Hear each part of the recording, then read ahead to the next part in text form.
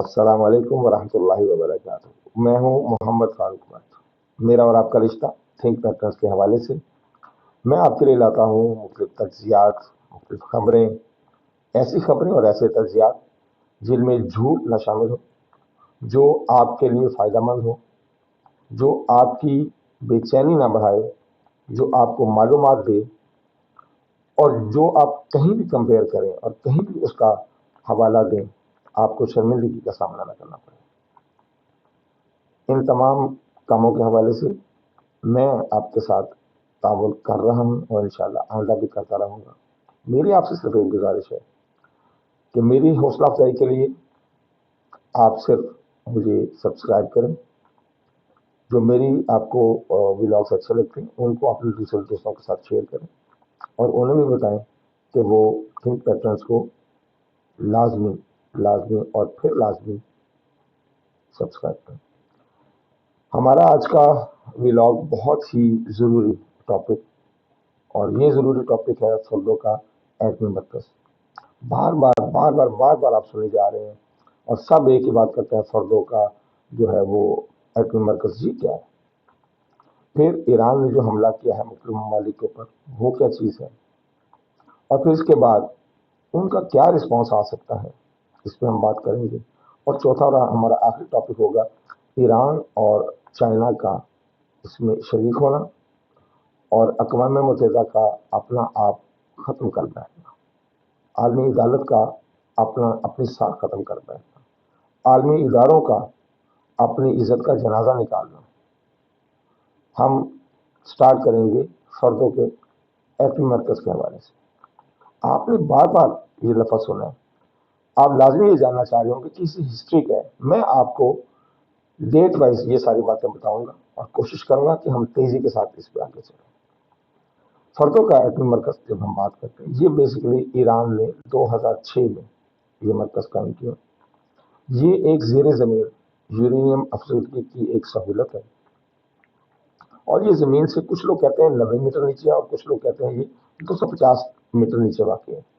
بہرحال یہ جتنا بھی 90 ہے یا 250 ہے، یہ کافی زیادہ گہرائی کرتی ہے، جس کے اوپر بنکر بسٹر بم اور اس طرح کی دوسری چیزیں ہیں، وہ اس طرح اثر انداز نہیں ہو سکتی جس طرح کہ وہ عام طور پر دوسرے بنکرز کے اوپر اور انسٹالیشنز کے اوپر اثر انداز ہو جاتی ہے۔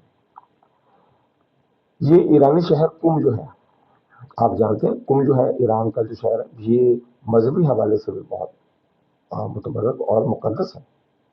یہ اس کے شمال میں 30 کلومیٹر کے فاصلے پر واقع ہے، اور پہلے یہ ایک جو اسلامی انقلابی فوج تھی ان کی، یہ اس کا کسی زمانے میں ایک اڈا بھی رہا، اور اسی کو پھر انہوں نے بہتر کر کے تو یہ پلانٹ میں چینج کیا ہے۔ یہ سائٹ جو ہے atomic energy organisation of Iran کے کنٹرول میں ہے، اور جیسے میں نے پہلے بتایا کہ یہ یورینیم کی افزودگی کا کام کرتے ہیں۔ اس سہولت پر تعمیر کا کام جو ہے وہ 2006 میں شروع ہوا تھا۔ 21 ستمبر 2009 کو، یعنی کہ 3 سال کے بعد، ایران نے بین الاقوامی ایٹمی توانائی ایجنسی IAEA کو اس کے متعلق بتایا، جس پر بہت سارے ممالک جن میں خصوصاً اسرائیل، یورپ اور امریکہ، یہاں پیچھے مضمون شروع ہو گئے کہ بغیر بتائے 3 سال تک یہ کیا کرتے رہے وہاں پہ۔ بہرحال 2009 کو ایران نے IAEA کو اس کے متعلق بتا دیا۔ اپنے ابتدائی اعلامیے میں ایران نے کہا کہ اس سہولت کا جو مقصد ہے وہ صرف یورینیم ہیکسا فلورائڈ کو 5% تک افزودہ کرنا ہے۔ یہ سہولت 6 کیسکیڈز اور 3000 سینٹریفیوجز پر مشتمل ہوگی بقول ایران کے۔ اس وقت انہوں نے یہ اعلان کیا۔ پھر ستمبر 2011 میں، ہم نے 2006 کی بات کی، 2009 کی بات کی، اب ہم آ جاتے ہیں اس کے 5 سال بعد میں کی۔ ستمبر 2011 میں ایران نے کہا کہ وہ اپنی 20% کم افزودہ یورینیم کی جو ہے پیداوار، وہ نتنز والے جو ان کا پلانٹ ہے اس سے فردوں میں منتقل کر رہا ہے۔ یعنی کہ 2011 میں جو نتنز میں انہوں نے کام کیا ہوا تھا اور افزودہ وہاں بھی کر رہے تھے یورینیم کو، تو اس کو بھی یہ اس کا ایک پورشن کو انہوں نے یہاں پہ کنورٹ کرنا شروع کر دیا۔ پھر دسمبر 2011 میں یہاں پر افزودگی شروع ہوتی ہے، फिर जनवरी 2012 में महीने बाद ही IAEA ने ऐलान किया कि ईरान ने तिब्बी मकासद के लिए 20% तक अफसुदा यूरेनियम तैयार करना शुरू कर दिया है, और ये मवाद जो है ये एजेंसी के जेर निगरानी होगा, और एजेंसी इसकी रोकथाम भी करती रहेगी और इसको मॉनिटर भी करती रहेगी। 2012 तक इसके ऊपर कोई बहुत ज्यादा वावेला नहीं मचाया गया। फिर अप्रैल 2015 आता है और अमेरिका से एक माहिदा किया जाता है, और इस प्लांट के ढांचे को तब्दील करने का कहा जाता है, और कहा जाता है कि इसकी सेंट्रीफ्यूजेस की तादाद 1044 तक कर दी जाए। पहले 3000 तक, जैसे मैंने आपको बताया कि ईरान ने कहा था कि हम इसको 3000 तक रखेंगे, तो 2015 आते आते बजाय ये वो बढ़ाए ईरान, अमेरिका ने कहा कि इसको कम करके 1044 पे लेके आए, और कैस्केट्स की तादाद जो 6 थी उसको 2 पर लेके आए। यहाँ फिर उन्होंने जो एक जरा भारी किस्म की जो शिक थी वो ये थी कि यहाँ कोई भी अफसुदगी के मुतालिक काम या एटमी मवाद के मुतालिक काम नहीं होना चाहिए। यहाँ पे सिर्फ एटॉमिक फिजिक्स के ऊपर जो है वो आप काम कर सकते हैं, लेकिन अफसुदगी वगैरह का काम आप नहीं कर सकते। इसी दौरान 2016 आ जाता है। 2016 में ईरान ने इराक से, मिस्र से सबक सीखते हुए S-300 सिस्टम रशिया से खरीदा, जो कि एंटी मिसाइल और एंटी एयरक्राफ्ट सिस्टम है, और वो उसने फर्दों के प्लांट के ऊपर जो है वो मुतय्यन कर दिया, ताकि इसराइल से जो खतरा है उसको किसी हद तक कम किया जा सके। मैं 2016 की बात कर रहा हूँ। आप जानते हैं कि अब तो S-300 उस पाए का नहीं है कि वो इसराइल को या अमेरिका को रोक सके, लेकिन 2016 में ये एक अच्छा सिस्टम था। बहरहाल अमेरिका मई 2018 में अपनी ज्यादा दबाव की मुहिम चलाता है और पाबंदियां आयद करते हुए इस मुआहदे से दस्तबरदार हो जाता है। जी, जैसे मैं बात कर रहा था कि 2018 में अमेरिका इस मुआहदे से निकल जाता है और ईरान के ऊपर दोबारा पाबंदियां, बल्कि पहले से ज्यादा शदीद पाबंदियां जो है वो आयद कर दी जाती है। अक्टूबर 2019 में इसराइली कंपनी इमेजसैट ने सैटेलाइट की तस्वीर शाये की, जिनमें फर्दों की सहूलत में तामीर और तरक्की की तजवीज़, यानी कि इसमें बेहतरी और फैलाव का जिक्र किया गया कि ये पहले से बड़ा हो गया और इसमें बहुत सारी नई इंस्टॉलेशन की गई है। फिर नवंबर 2019 में ईरानी जोहरी सरबराह अली अकबर सालेही ने ऐलान किया कि ईरान फर्दों में यूरेनियम को सिर्फ 5% तक अफसूदा करेगा, इससे आगे नहीं जाएगा। जनवरी 2020 में हम आते हैं, तो जनवरी 2020 में फर्दों की जो साइट है इसके पास 1044 सेंट्रीफ्यूजेस थे, और जनवरी 2021 में फर्दो साइट ने 20% की सतह तक अफसूदा यूरेनियम तैयार करना शुरू कर दी थी। और 1 फरवरी हम 2023 में जब हम आते हैं तो IEA की जानिब से तनकीद की गई कि ईरान ने गैर एलानिया तौर पर जो 2 क्लस्टर्स हैं उनमें रद्दोबदल किया है, और यूरेनियम को 60% तक अफसूदा करने वाला जो है वो प्रोसीजर स्टार्ट कर दिया। फिर IEA ने कुछ अर्से बाद जो है वो मजीद 2023 में ही उन्होंने फिर ये कहा कि जो फर्दों में है ये 83.7 यानी 83.7% जो है वो खालिस यूरेनियम, यानी कि 235 जो यूरेनियम है वो नहीं मिला है। यानी कि उन्होंने निशानदेही कर दी कि ये 83.7% तक प्योरिटी के करीब पहुंच गए हैं, जो कि एक तकरीबन आप ये समझ लें कि एटम बनाने के बिल्कुल पास वाला पहुंच जाते हैं। फिर CNN ने मार्च 2023 में इतला दी कि फर्दों में बम ग्रेड यूरेनियम भी मिल गया, यानी कि एक पूरी चेन आप देखें कि स्टार्ट कर दी गई। एक 2023 से ही ये स्टार्ट कर दिया गया कि किसी तरीके से ईरान के ऊपर हमला किया जा सके, यानी कि ग्राउंड तैयार करने की एक सिलसिला कार जो है वो हमें नजर आना शुरू हो गया। जून 2024 में IEA ने रिमार्क किया कि ईरान ने इजाफी सेंट्रीफ्यूजेस जो है वो बनाए हैं और वो इंस्टॉल कर दिए। इसी दौरान फिर 3 जून 2025 को इसराइल ने एटॉमिक जो प्लांट्स हैं ईरान के, इनके ऊपर हमला कर दिया, और सारी दुनिया से ये कहा जी देखिए रिपोर्ट्स आ रही थी कि ये एटमी असला बना है। 21 जून 2025 को अमेरिका ने अमेरिकी B-52 बमबार तैयारों के जरिए और टॉम हॉक मिसाइल्स के जरिए अपने मुख्तलिफ अड्डों से जो है वो ईरान के फर्दो प्लांट, इसफहान वाले प्लांट एज वेल एज लफस वाले प्लांट पर भी हमला कर दिया। इसमें खुसूसी उन्होंने अहमियत जो दी वो फर्दों के प्लांट को दी, क्योंकि इसकी गहराई ज़्यादा थी और उन्होंने पूरी दुनिया को ये शो करना था कि हमने इनको तबाह कर दिया। बहरहाल इनके मुताबिक दोनों ही खबरें, अमेरिका ये कहता है कि हमने अपना मिशन कंप्लीट कर दिया, जबकि अगर हम आज़ाद ज़राए से देखें तो बहुत सारे ज़राए हमें ये बताते हैं कि ईरान अपना अमेरिका ऐसा कुछ भी करने में नाकाम रहा है। यही वजह है कि इसराइल को हमने दोबारा फर्दों के प्लांट के ऊपर हमला करते हुए देखा है। अब 23 जून 2025 को ईरान इसराइल जंग का हम फैलाव देखते हैं। ईरान ये देखता है कि हमारे ऊपर जो हमले किए गए हैं वो किस किस बेस से किए गए। B-52 बमबार तैयार हो तो अभी साथ किसी को समझ नहीं आई है कि ये कहाँ से उड़े हैं। ये तो खैर पता है कि कहाँ से अमेरिका से उड़े, लेकिन उन्होंने कहाँ से रिफ्यूलिंग की है या कहाँ उन्होंने दोबारा कहाँ से उन्होंने दोबारा उड़ान भरी है, इस चीज़ का नहीं पता। लेकिन जो मुख्तलिफ अड्डों से उन्होंने मिसाइल अटैक्स किए हैं ईरान के ऊपर, तो ईरान ने क्या किया है कि उन तमाम अड्डों के ऊपर जितने मिसाइलों से ईरान पर हमला किया गया था उतने ही मिसाइलों के साथ ईरान ने उन अड्डों के ऊपर हमला किया। ईरान ने कतर के अमरीकी अड्डे अल-अदीर बेस के ऊपर मिसाइल दागे। ये बेस जो है ये तकरीबन 2 किलोमीटर के फासले पर है और ये सेंटकॉम का हेडक्वार्टर है। सेंटकॉम क्या है? ये सेंट्रल इनका सेंट्रल आप कमांड आप इसे कह लें, इसकी ये एब्रिविएशन है सेंट्रल कमांड की। इसको हम ये सेंटकॉम कहते हैं और ये गल्फ को से लेके ये पाकिस्तान तक के ये सारे एरिया को, अफगानिस्तान तक के एरिया को ये कवर करता है। यहाँ इनका हेड ऑफिस है। यहाँ F-16 से लेकर B-52 तक बॉम्बर्स तकरीबन हर वक्त मौजूद होते हैं। कुछ इतलात ये भी हैं कि अमेरिका को आइडिया था कि इन बेसिस के ऊपर हमला किया जाएगा, तो उसने यहाँ से अपने तैयारे हटा लिए थे।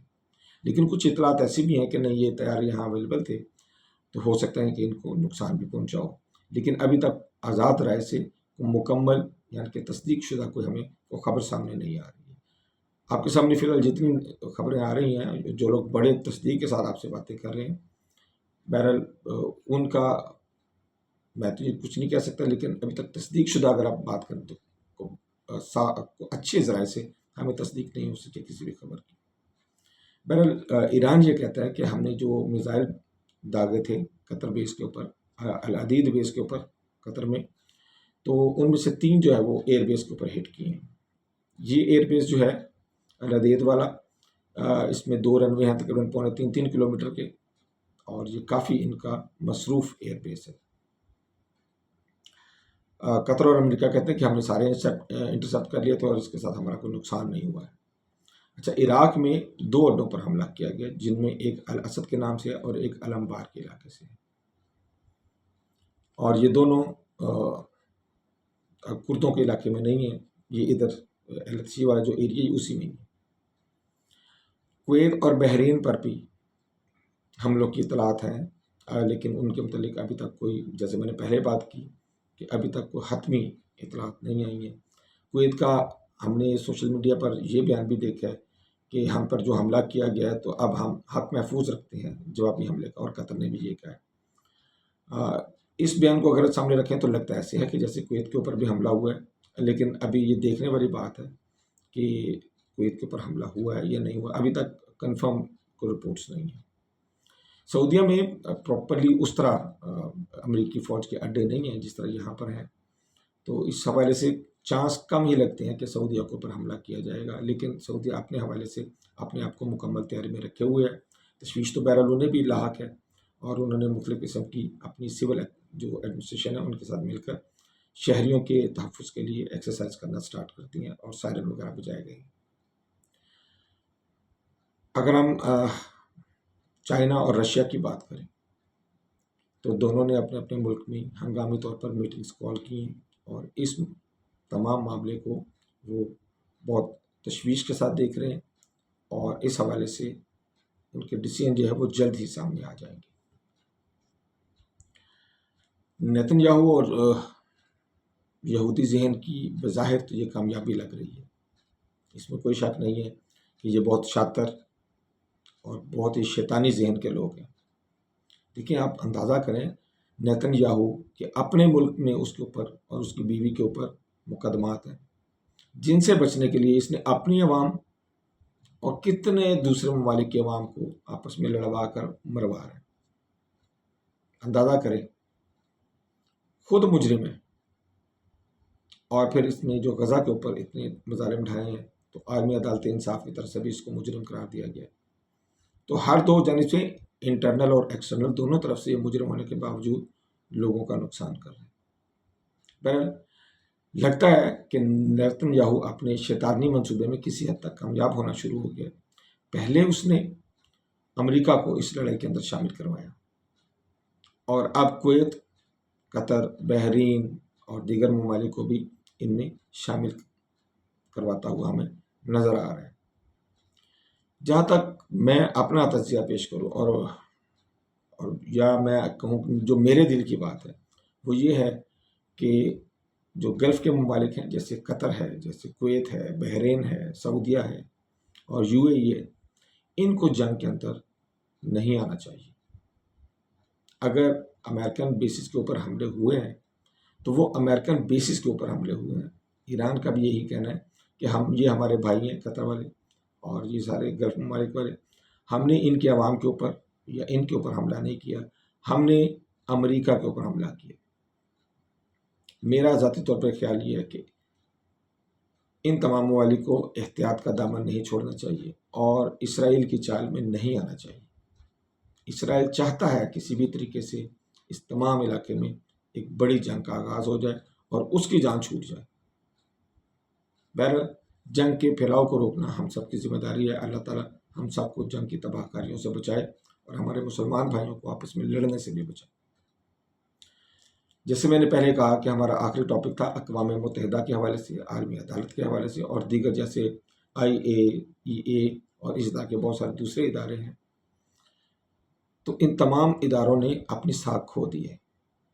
امریکہ نے چاہے افغانستان پہ حملہ کیا ہو، چاہے لیبیا پہ حملہ کیا ہو، چاہے عراق پہ حملہ کیا ہو، اور اب ایران پہ جو حملہ کیا ہے، کہیں بھی انٹرنیشنل لاز کو یعنی کہ بین الاقوامی قوانین کو اس نے خاطر میں نہیں لے کے آیا، اور اس نے ہر جگہ اپنی منمانی کی ہے۔ یہاں دیکھیں، اسرائیل نے بھی اپنی منمانی کی ہے اور جارحیت کی ہے، لیکن کوئی اس کو پوچھنے والا نہیں ہے، اور ویٹو پاور جو ہے اس کا ناجائز فائدہ اٹھایا جاتا ہے۔ مجھے آنے والے دور میں، میرے پچھلے ویلاگ میں بھی جیسے میں نے بات کی تھی کہ اب لڑائی جو ہے وہ ملکوں کی نظر نہیں آ رہی ہے، اب سرحدوں کی لڑائی نظر نہیں آ رہی ہے، اب سسٹمز کی لڑائی نظر آ رہی ہے۔ جی ہاں، یہ دونوں سسٹمز ہیں جس پہ میں نے پچھلے ویلاگ میں بھی بات کی تھی کہ ایک سسٹم وہ ہے جو کہ پاور کے اوپر ڈیپینڈ کرتا ہے، اور وہ سسٹم ہے جو نیٹو کے اوپر، جو کوارڈ کے اوپر، اور جو امریکہ اور یورپ کے اوپر جو ہے وہ مشتمل ہے، جس میں جاپان بھی شامل ہے، جس میں آسٹریلیا اور نیوزی لینڈ شامل ہے، کینیڈا شامل ہے اس میں۔